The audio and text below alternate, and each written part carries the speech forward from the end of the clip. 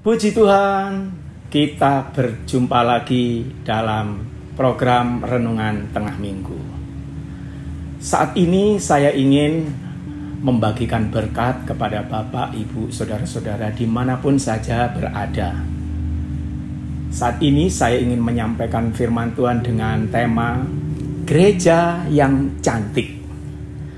Saya ingin membaca di dalam Kejadian pasal 38 ayat yang ke-16, sebenarnya sampai ayat 19, tapi saya baca ayat yang ke-16 saja. Lalu berpalinglah Yehuda mendapatkan perempuan yang di pinggir jalan itu, serta berkata, "Marilah, aku mau menghampiri engkau." Sebab itu, ia tidak tahu bahwa perempuan itu menantunya. Tanya perempuan itu, "Apakah yang akan kau berikan kepadaku jika engkau menghampiri aku?" Dan seterusnya. Ya, kita melihat di sini Yehuda adalah anak Tuhan, orang percaya. Kalau zaman sekarang ini adalah orang Kristen atau anggota jemaat atau pelayan. Tetapi dia menghampiri perempuan sundal yang ada di pinggir jalan itu. Ya, perempuan sundal. Terpikat dengan perempuan sundal ini. Apakah sebenarnya yang menarik, yang membuat Yehuda terpikat? Dan sekarang kita akan lihat dari perempuan sundal ini, ya, sehingga membuat Yehuda itu mau menghampirinya atau mau bersetubuh dengannya. Ya, pasti perempuan itu sangat cantik.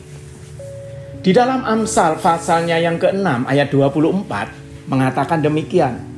Yang melindungi engkau terhadap perempuan jahat, terhadap kelicikan lidah perempuan asing.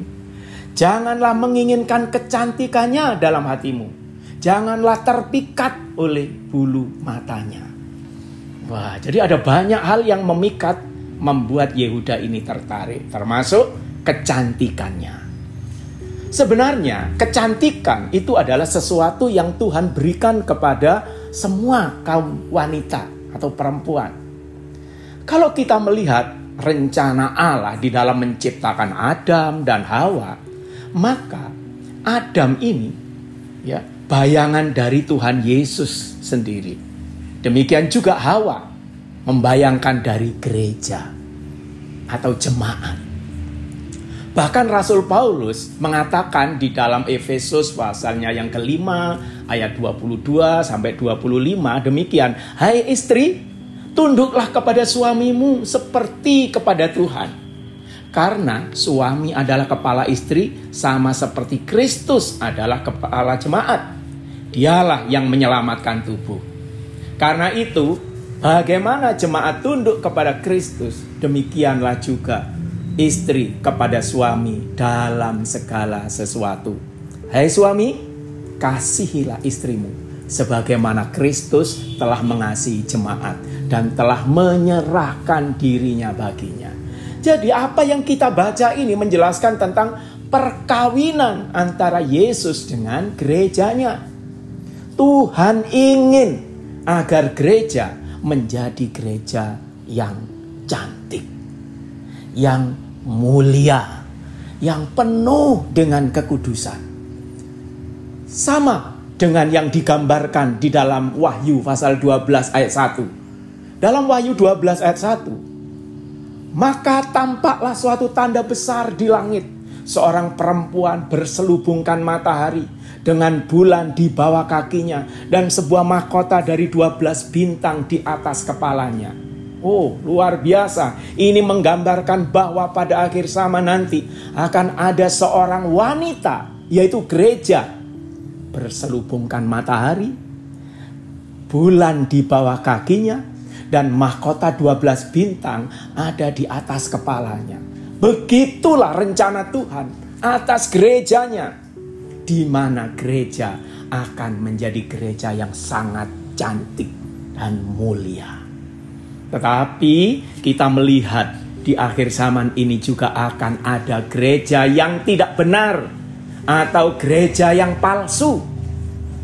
Dan perempuan atau gereja yang tidak benar ini juga akan menunjukkan kecantikannya Dan kecantikannya inilah yang akan menarik dan menyesatkan banyak orang.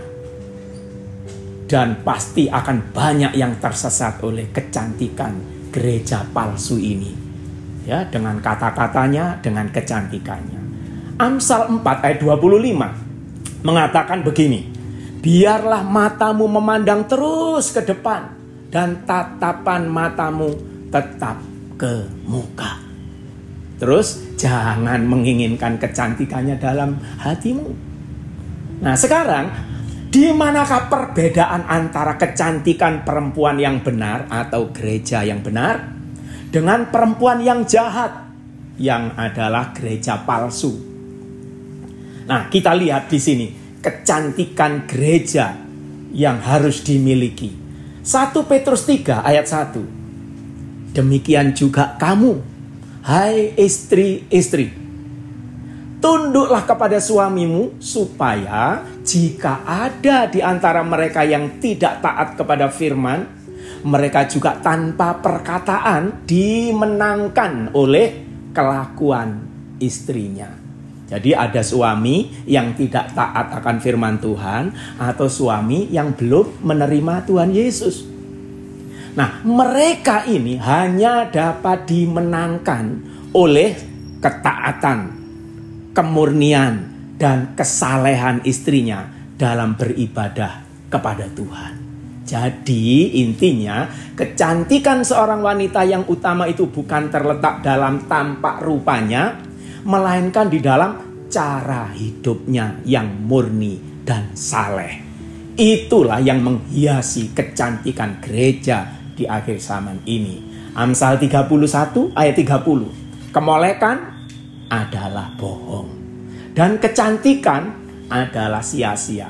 Tetapi istri yang takut akan Tuhan dipuji-puji. Inilah kecantikan.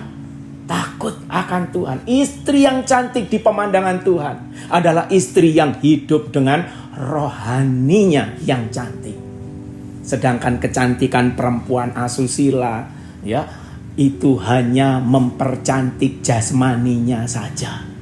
Contohnya Amsal 11 ayat 22. Seperti anting-anting emas dijungur babi, demikianlah perempuan cantik yang tidak susila. Jadi babi tetaplah babi yang kotor, meskipun dipakaikan anting-anting emas kepadanya. Demikian juga gereja palsu, ya, wanita yang mempercantik luarnya saja. Nah, jika kita mau bertumbuh secara rohani, ya, kita tidak hanya, ya, minum susu saja yang enak-enak saja, tetapi juga harus makan makanan yang keras supaya kita bisa menjadi orang-orang dewasa yang rohaninya semakin cantik, semakin indah, ya, di pemandangan Tuhan. Nah, di akhir zaman ini setan akan datang seperti malaikat terang sebagai perempuan yang cantik. Nah, kelihatannya seperti sesuatu yang suci, ya, tetapi akhirnya akan membawa kepada kebinasaan, menyesatkan banyak orang. Jadi menjadi orang Kristen itu memang mudah, tetapi menjalani kehidupan kekristenan itu sangat sukar.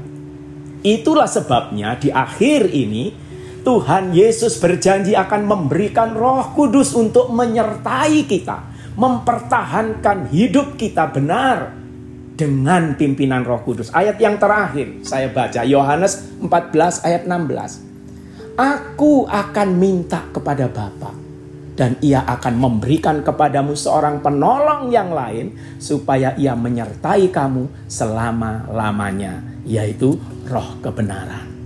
Izinkan Roh Kudus ini memerintah, memimpin, menuntun hidup kita untuk mempertahankan kita menjadi gereja yang cantik.